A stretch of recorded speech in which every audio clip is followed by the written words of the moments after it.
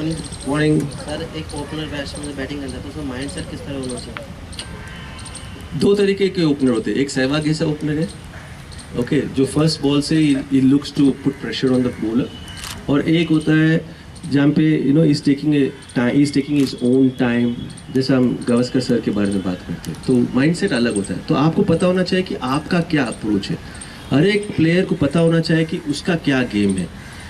एक सहवाग गावस्कर सर के सब बैटिंग नहीं कर सकते, और एक गावस्कर सर जो है सहवाग जैसा बैटिंग नहीं कर सकते, लेकिन दोनों के पास एक चीज़ कॉमन है, वो है उनको पता है कि उनका क्या गेम है, and they will back their game. So you should know as an opener what's your game. But 99% of the openers will be like Gavaskar sir. I'm talking about the approach. I mean, Gavaskar sir is a legend, talented, gifted player. But the approach is first 10 overs belongs to the bowler. Next 80 overs belongs to the batsman. Because when you're playing as an opener, the most challenging condition, especially in days cricket, one day cricket, white ball cricket अलग है. Because it's a opener से बेहतर position नहीं है as a one day player और T20 player, लेकिन days cricket में सबसे toughest period is faced by the opener. Wicket is fresh, bowler is fresh, नया बॉल है बॉलर के पास, so you have to make sure that the bowler gets tired, see how the wicket is behaving, because as a number 3 batsman, number 4 batsman, number 5 batsman, I can see how the wicket is behaving sitting in the dressing room. But as an opener you can't see, especially if you're batting first. So you have to go, खेलते समय you have to judge कि wicket से कितना ball move हो रहा है, कितना ball cut हो रहा है, कितना बाउंस हो रहा है, क्या पेस में आ रहा है।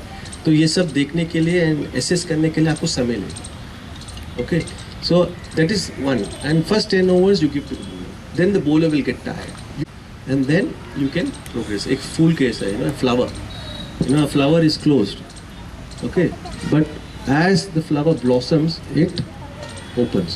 So हमेशा मैं ये बोलता हूँ कि batting is all about like that. So पहले your as the inning progresses it opens up. So हमेशा याद रखना है कि पहले जो V जो है ना एकदम कम होगा, and as the inning progresses that V opens up. So starting में यही कोशिश करना है कि mid off, mid on और back to the bowler खेलेंगे। उसका मतलब है कि you're coming behind the line of the ball and you're playing with the straight bat. उसका मतलब है कि anything outside the off stump you're leaving the ball. Now as the innings progresses, that mid off से लेके it goes to extra cover से लेके cover से लेके point, then third man, mid on से लेके mid wicket, square leg and then fine leg. Your V becomes big. So that's another way of approaching your innings as an opener. But you should know what style of batting yours is.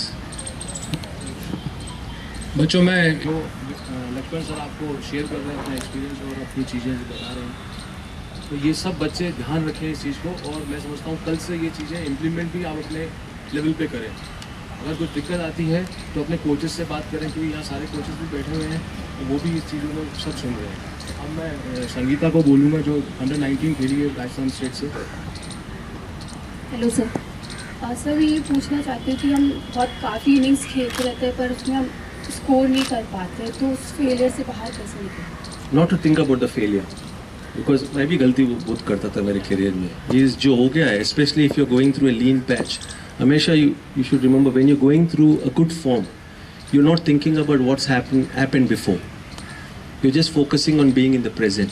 But when you're going through a bad form, जब 2-3 failure हो जाते, आप यही सोच रहे मेरा last 3 matches में performance नहीं हुआ, तो वो जो बैगेज है ना आपके दिमाग में, वो काफ़ी हेवी हो जाता है आपका दिमाग, क्योंकि दिमाग का जो है ना मेंटल एनर्जी जो रहता है ना, if suppose it's 100%, we don't use 100% of your mental capacity. Sir उस टाइम हमें ओवर फोकस करना चाहिए या फोकस को थोड़ा कम? There is nothing like over focus, there is nothing like under focus, but we make a mistake, not under focus ज़्यादा नहीं करते हम, ओवर फोकस कभी करते, तो ओवर फोकस करना भी गलत है।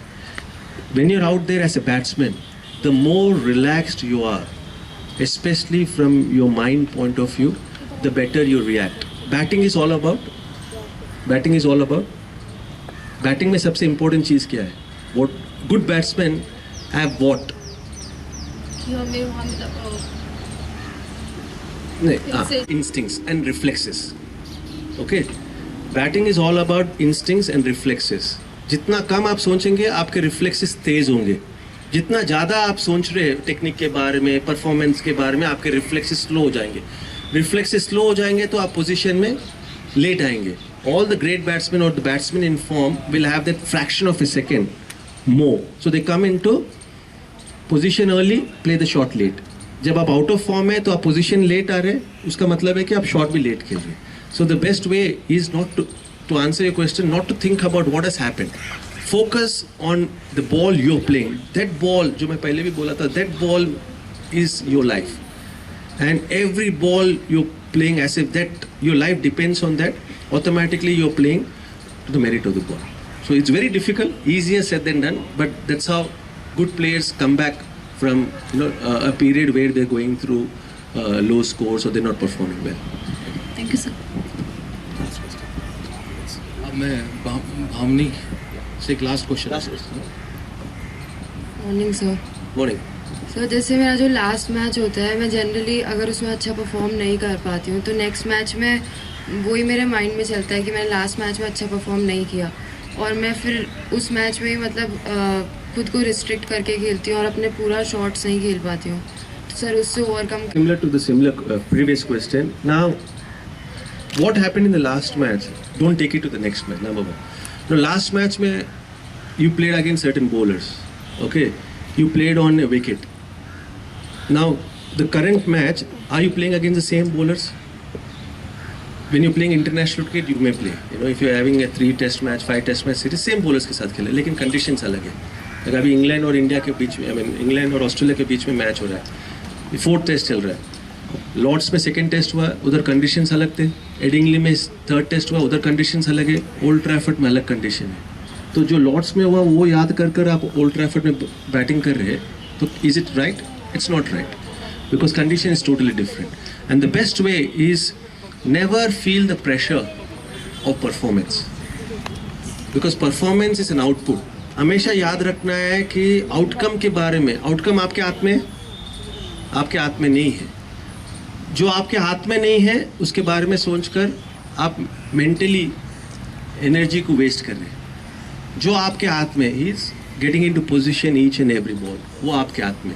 प्रोसेस के ऊपर जितना ज़्यादा आप ध्यान देंगे, process is all about playing each and every ball on it's merit, spending time at the wicket, knowing क्या शॉट एक बॉलर के खिलाफ खेल सकते, नोइंग क्या शॉट एक विकेट के ऊपर आप खेल सकते, वो आपके हाथ में.